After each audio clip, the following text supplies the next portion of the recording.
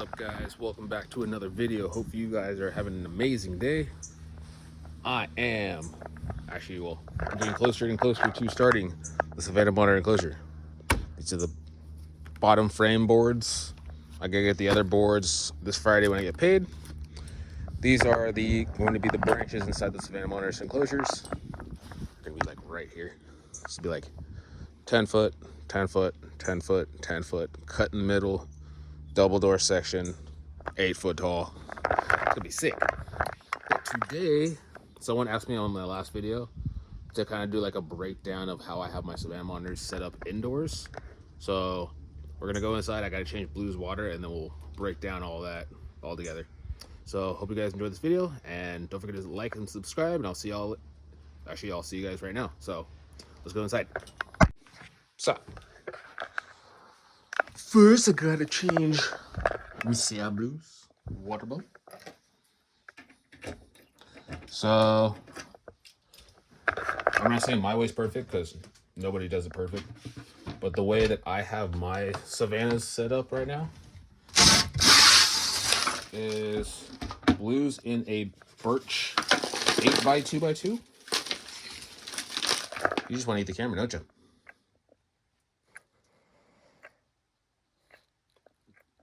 No? Just checking it out. Yep, he's trying to eat the camera. Can you stop fighting? So Godzilla is in a melamine 8x2x2. Blue's in a birch 8x2x2. Difference is melamine wood is heavier and doesn't do really great with moisture, so that's why when they go outside, this birch is going to come down below. I'm going to get a different birch from the store, same size and everything, so that in the winter they'll be inside, in the spring and summer they'll be outside, so I can bring them in, bring them out. Can you not go in your water bowl? I'm about to change your water. So yeah, so 8x2x2. Next year I'm probably going to do the UVB bars across so that they do get more UV spectrum. But for right now, he has a, what are you doing? What are you doing? Stop. We have a ZoomEd Power Sun. I think it's the 80 watt? I can't see on that. Yeah, it's 80 watt. So this is, no, I think that's 100. Don't eat my ear.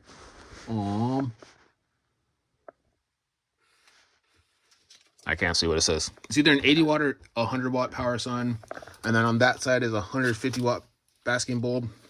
So they can thermoregulate. This is going to be the cooler side. That will be the hotter side, obviously.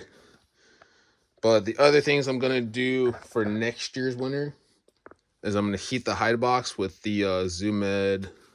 It's like the tortoise. What is it called?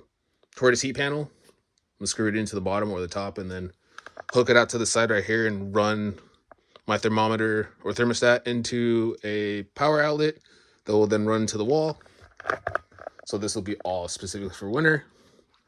But right now they have Power Sun 100 each. She got her down there. 150 watt over there. Same down below. And then their mix that I usually mix would be like cypress mulch, topsoil, and play sand. But recently I've been mixing play sand, excavator clay, repti soil, jungle mix, just like a different kind of mix, trying to find that mix that they like, but also I like at the same time. But yeah, it's dry right now. So as you can see, it's dry. I do this, it doesn't hold this form. But yeah, that's their soil setup. That's Blue. You didn't like me touching your forehead. So besides that, Blue's about 2 years old. Godzilla, or not. Yeah, he's a little over 2 years. Godzilla's a little over 3 years. Let me change this real quick so I can stop ranting kind of a thing, but it's not really ranting. I'm kind of like telling you guys how I take care of my Savannah. Can you stop trying to get into everything that I'm not trying to pay attention to? He's like, I'm going to get out, Dad. All right, let me change real quick, and then I'll talk to you guys about like their temperatures, their husbandry, or how I have them set up for their husbandry wise. So give me 1 second. Okay, so now I can talk to you guys about. Hey, what you isn't over there for? Hey, but okay, so I talked to you guys about the soil mix that I usually do, and I do spray their enclosures more often in the spring and summer than in the drier season, which right now would technically be their dry season. And in the dry season, they aren't eating as often as they would be in spring and summer. It's not food. That's my hand. That's a camera. You're gonna eat. Yep. He wants to eat everything that has to do with the camera. But you're distracting me, sir. He's like, oh, I'm just your baby dog. You're my baby dog. So yeah, I spray their enclosure. I don't know, like once or twice a week during the dry season. But in the wet season, I spray their enclosure every single day. But I do also let it dry out a little bit, just because they do like that dry out period. As well as their heat, I leave it on in the winter and the fall season. I do like 12 hours on, 12 hours off. In the spring and summer, it's 14 hours on, 10 hours off. So that's how I have mine set up. But the Power Sun bulb that I use, what are you doing? Come here. Or go in your water bowl. Figure it out. The Power Sun bulb gives off UVA, UVB, heat, and all that good stuff in one. Whereas the basket bulb just gives off heat. So if they need their UV, they'll come over here. If they want their heat, they'll just stay on that side. Dude, can you stop trying to get in every look? I know there's tortoises in there, but you don't get to play with tortoises. No. You stay there. I think we're gonna move down to Godzilla because she's not gonna try to get into every little thing going on. Blue's just Mr. Destructive. Hi, Godzilla. So right now they have, I think it's 22 and a half by 16 this way. So however much water that holds, I don't fill it up all the way. I fill it up maybe like a third or a fourth of the way. Are you trying to eat the camera now too? But I fill it up that. What are you doing? Why is everyone trying to creep up on my tripod? Basically, the water. Basically, give it a decent sized water bowl so that they can soak their whole bodies if they want. Because she's a pretty big girl. She needs all the room she can so she can soak. But also, on top of their hydration, their food is one of their biggest problems in captivity. Most people like to. Are you trying to eat the camera? I'm trying to eat the camera. So most people, for some reason, think that rodents are what they eat in the wild. Guess what? They don't. Black throats don't. White throats don't eat anything but like insects and other lizards in the wild. They're also known to eat. Don't even try to. Saw that. But they'll also eat snakes in the wild. They'll eat. I mean, anything they can get their mouth on. But the one thing they're not eating out in the wild is rodents. Why are you trying to eat the camera? They're just distracting me all day. So what I feed them primarily as their staple are dubia roaches, and as they get bigger, hissing roaches. They are also eating canned grasshoppers, canned snails. I did my research as to which millipedes I offer them. I'm not telling you guys to feed millipedes. I'm saying do your research before you just throw in whatever feeder item. You're like, oh, this is a good one, because it might not be the best for them. She's eating a Deathstalker scorpion, which was deceased, but I also clipped off the stinger because I'm not taking the risk of her getting intoxicated. Even though I know her body can take it, I'm still taking my chance. And she bit the camera. Again, can you stop? What is with everyone biting the camera today? But so they're eating, roaches, millipedes. There's this one dude out northern California kind of area that is breeding grasshoppers. Live grasshoppers is another good staple to have for these guys. As well as What else do I feed them? Grasshoppers, roaches, snails, millipedes. They'll eat grubs, they'll eat beetles. Superworm beetles, they'll eat. They love them. They love the crunch. Rarely, not occasionally, but rarely, I will feed them shrimp or fish, like a whole fish. So we do have frozen bullhead catfish that passed away a couple months ago.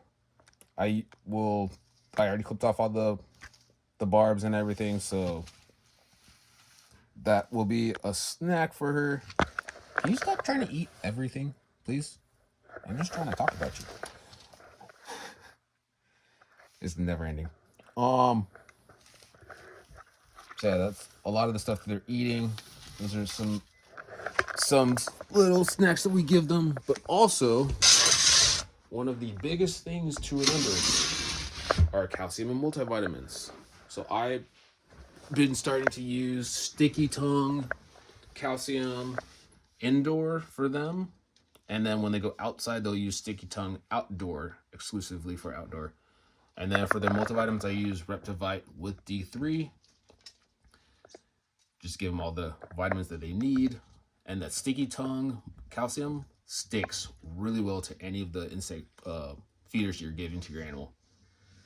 So like canned snails,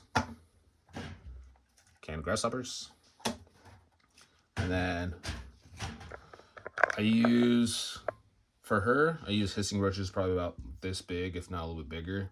For him, I use dubia roaches and then like smaller hissers. Even though I know he can take down the bigger ones, that's just how I feed my animals.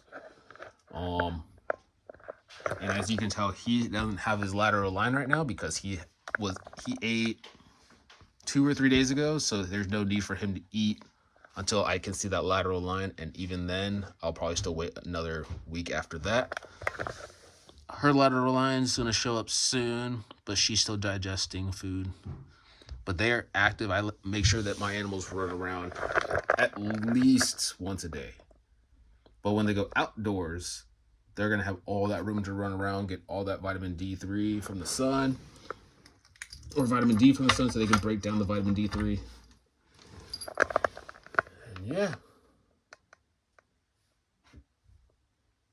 Honestly, Savannah monitors, are they a good beginner? No. Are they a good start for people getting into monitors? No, they're not. The reason I say that is because, one, they're imports. That's why I'm trying to captive breed them in the next 3-ish years. But two, a lot of people will just feed them rodents. They don't realize that they don't eat rodents in the wild. They don't need rodents. They need insects, invertebrates. So if you're thinking about getting a Savannah or you have a Savannah, do your best to feed them insects and inverts. No rodents, no quail. The only reason I feed them shrimp is because it has the calcium in their shell. So I'll feed it as a whole prey item. But that's literally like once in a blue moon. I don't feed it every single day. I know a few people that have Savannah monitors that feed them shrimp all the time. They still get the fat from it. So too much fat is still bad for Savannah monitors. So yeah, your monitor might be 3, 4, or 5 feet. 5 feet would be rare. Well, big 3, big 4 feet. But she's 3 foot, and guess what? She's still healthy. She's not fat. She's not struggling with any gout or anything like that. Especially once she goes outside, she'll be dealing with I'm like ranty now. But she'll be able to move that full area. She'll be able to climb as much. You guys saw that wood that I had earlier in this video. She'll have all that room and then some. And on top of that, they're both getting their own decent hide box with heat inside of there. Even though it'll be spring and summer, I still want to give them that heat at night as well. And yeah, I just love my animals. I do as much research as I possibly can, and I make sure my animals are treated with the utmost respect and taken care of the best I can. So I hope you guys enjoyed this video. Don't forget to subscribe, smash the like button, share this video with all your friends, especially all your Savannah monitor friends. Comment comment something down below, and I will see y'all later. Peace. Lee, you want to say bye? Bye. Okay, bye.